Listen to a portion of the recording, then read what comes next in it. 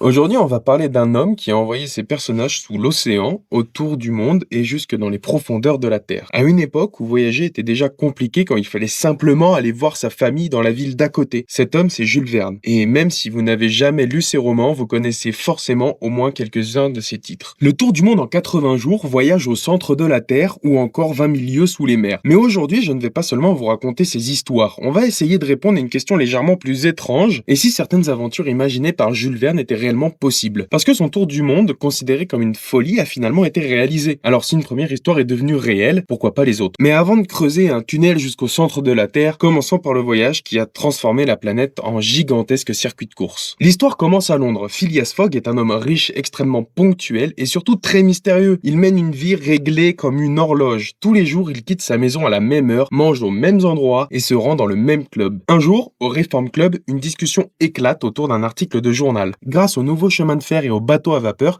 il serait désormais possible de faire le tour en seulement 80 jours. Les autres membres du club trouvent l'idée beaucoup trop optimiste. Mais Phileas Fogg affirme que c'est parfaitement possible. Et pour le prouver, il décide de parier une énorme partie de sa fortune. Il dispose exactement de 80 jours pour quitter Londres, faire le tour de la planète et revenir au point de départ. Il part immédiatement avec son nouveau domestique français, Passepartout. Un homme qui avait justement accepté ce travail parce qu'il cherchait une vie calme et tranquille. C'est raté. Leur itinéraire les mène de Londres à Suez, puis en Inde, à Hong Kong, au Japon, aux États-Unis et enfin jusqu'à New York avant de traverser l'Atlantique pour rentrer en Angleterre. Évidemment, rien ne se passe comme prévu. Ils ratent des correspondances, ils sont poursuivis par un policier qui pense que Fogg est un voleur, ils affrontent des tempêtes, des retards et des attaques. À un moment, Fogg achète même un éléphant pour poursuivre son voyage à travers l'Inde. Lorsque les deux hommes reviennent finalement à Londres, ils pensent avoir perdu leur pari. D'après leurs calculs, ils sont arrivés avec quelques minutes de retard. Mais ils découvrent qu'en voyageant continuellement vers l'Est, ils ont gagné une journée complète en traversant les différents fuseaux horaires. Phileas Fogg arrive donc juste à temps. Il remporte son pari et épouse au passage la femme qu'il a sauvée pendant son aventure. Parce que quitte à faire le tour de la planète,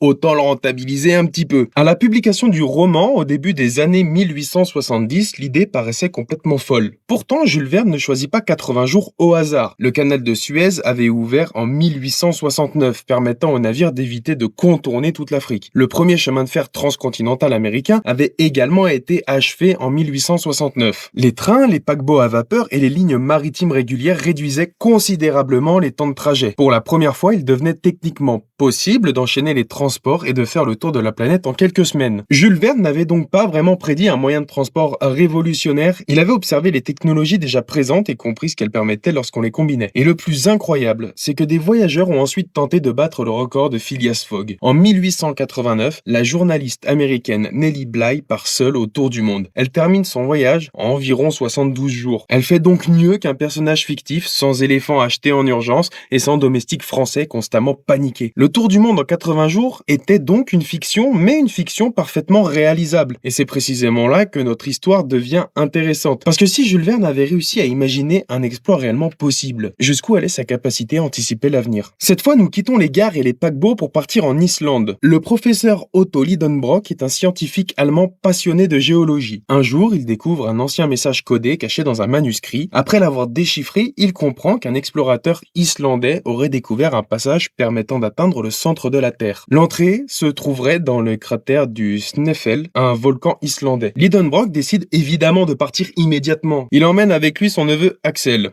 Alors Axel, lui, n'a absolument aucune envie de descendre sous terre, ce qui est totalement compréhensible. Mais le professeur ne lui laisse pas vraiment le choix. Accompagné d'un guide islandais nommé Hans, ils pénètrent dans le volcan et commencent leur descente. Très rapidement, ils s'enfoncent dans un gigantesque réseau de galeries. Ils manquent d'eau, ils se perdent, ils découvrent des cristaux immenses, des plantes géantes et un océan souterrain. Ils construisent un radeau pour traverser cette mer cachée. Au cours du voyage, ils observent même des créatures préhistoriques s'affronter dans l'eau. Après une succession de catastrophes, leur radeau est aspiré dans une cheminée volcanique. Les trois explorateurs sont propulsés jusqu'à la surface pendant une éruption. Mais ils ne ressortent pas en Islande. Ils sont expulsés par le Stromboli, un volcan situé en Italie. Ils ont donc traversé une partie de l'Europe sous terre, ce qui représente probablement le moyen le moins confortable de voyager entre l'Islande et l'Italie. Peut-on réellement atteindre le centre de la Terre? Ici, malheureusement, la réponse est assez claire. C'est un non. Plus on s'enfonce dans la Terre, plus la température et la pression augmentent. Le noyau terrestre atteint plusieurs milliers de degrés. À de telles profondeurs, aucun être humain, aucun radeau et probablement aucune paire de chaussures de randonnée ne pourrait survivre. Même les matériaux les plus résistants finiraient par subir des conditions extrêmes. Et contrairement aux romans, l'intérieur de la Terre ne contient pas de gigantesques espaces vides avec une mer, une plage et des dinosaures tranquillement installés. Notre planète est composée de plusieurs couches. La croûte, le manteau, le noyau externe et le noyau interne. Cependant, l'idée d'un monde caché sous nos pieds n'est pas totalement absurde. Nous avons découvert d'immenses grottes, des rivières souterraines et des formes de vie capables de survivre très profondément dans la croûte terrestre. Et malgré toutes nos technologies, nous n'avons jamais foré très loin à l'échelle de la planète. Le forage le plus profond réalisé par l'être humain n'a parcouru qu'une infime partie de la croûte terrestre. Nous connaissons principalement l'intérieur de notre planète grâce à l'étude des séismes, des roches et des ondes qui la traversent. Alors non. Nous ne découvrirons probablement jamais un océan rempli de dinosaures sous l'Islande, mais l'idée principale de Jules Verne reste fascinante. Sous nos pieds se trouve un monde immense que nous ne pouvons presque pas observer directement. Pour l'instant, cette aventure reste donc impossible, mais Jules Verne va maintenant nous emmener vers un autre territoire mystérieux, un territoire bien réel et pourtant encore largement inexploré. L'histoire commence en 1866. Plusieurs navires affirment avoir aperçu une créature gigantesque dans les océans. Cette chose semble capable de se déplacer à une vitesse incroyable et possède une force suffisante pour endommager des bateaux. Certains pensent qu'il s'agit d'un monstre marin. Une expédition est organisée pour retrouver et éliminer la créature, ce qui est logique venant de la part d'êtres humains. À bord du navire se trouve le professeur Pierre Aronnax, son domestique, Conseil et Ned Land, un célèbre harponneur canadien. Après plusieurs mois de recherche, le navire rencontre enfin le monstre. Mais pendant l'affrontement, Aronnax, Conseil et Ned Land tombent à la mer. Ils découvrent alors que la créature n'est pas un animal, c'est un sous-marin, le Nautilus.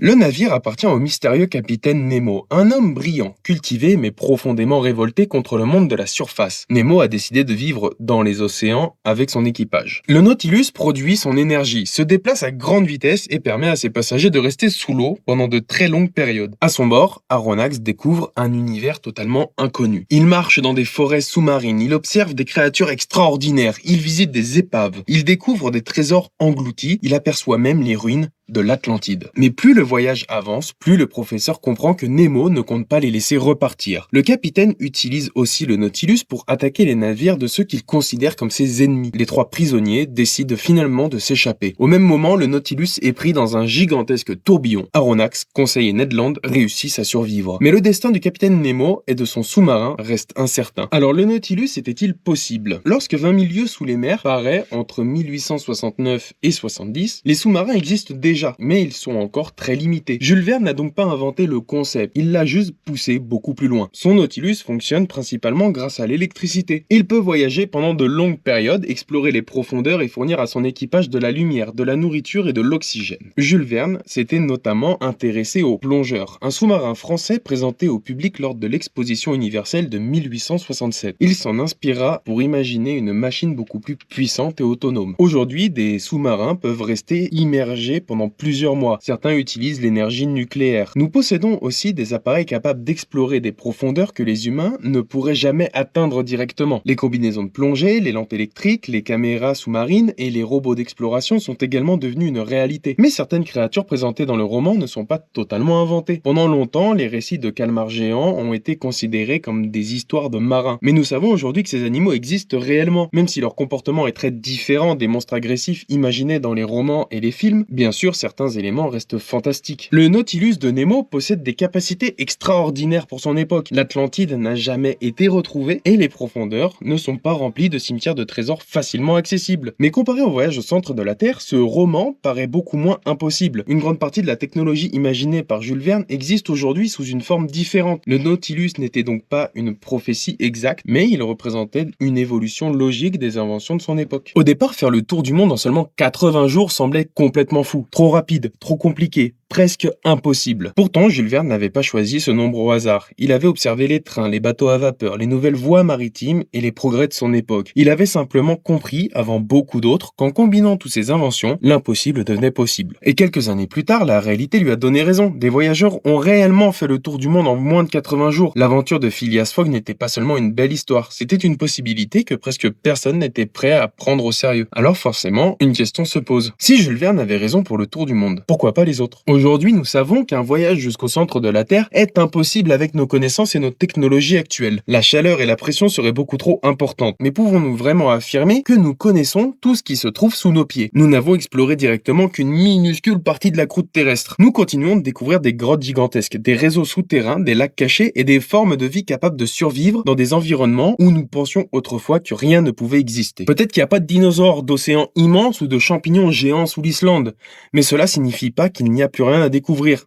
Et pour les océans, le doute est encore plus grand. Le Nautilus était une machine de fiction. Pourtant, les sous-marins modernes peuvent rester immergés pendant des mois. Des robots descendant à plusieurs milliers de mètres de profondeur existent bien. Des humains explorent des épaves et observent des créatures qui, autrefois, auraient été prises pour des monstres de légende. Le calmar géant existe bien. Les grandes profondeurs abritent réellement des animaux capables de produire leur propre lumière. Et chaque nouvelle expédition nous montre que les océans possèdent encore une quantité incroyable de secrets. Alors peut-être que Jules Verne n'avait pas découvert l'avenir, peut-être qu'il ne connaissait aucun passage secret menant sous la Terre. Peut-être qu'il n'avait jamais rencontré un véritable capitaine Nemo, mais lorsque l'on regarde ce que la science a accompli depuis son époque, la frontière entre ces histoires et notre réalité paraît parfois beaucoup plus fine qu'on ne le pense. À son époque, faire le tour du monde en 80 jours semblait être une folie, puis quelqu'un l'a fait. Explorer les profondeurs à bord d'un sous-marin paraissait presque impossible. Aujourd'hui, c'est une réalité. Alors, qui peut réellement savoir ce qui deviendra possible dans 50, 100 ou 200 ans? Peut-être que certaines histoires resteront pour toujours de simples romans, ou peut-être que nous ne possédons simplement pas encore les moyens de les réaliser. Parce qu'après tout, si le tour du monde en 80 jours a été possible, pourquoi pas les autres? Je profite d'être là pour intervenir dans la vidéo de Jules Verne. C'est juste mon avis à moi. Je suis persuadé que les livres de Jules Verne sont juste des notices de voyage. C'est juste quelque chose qui te dit comment suivre l'aventure. C'est mon avis à moi. Voilà. Je vous demande pas je vous demande pas de l'acquiescer, je vous demande pas d'être d'accord avec. C'est mon avis à moi, bien personnel. Pour moi, ces livres sont juste un moyen de nous expliquer comment suivre l'aventure et comment il aimerait qu'elle soit réalisée. Je suis persuadé que ces livres sont tirés d'aventures bien réelles et qu'on n'a toujours pas la solution de comment on peut les réaliser. Mais c'est juste mon avis. J'adore rêver. Et ce rêve me fait bien vibrer. Voilà. Je suis un godemiché.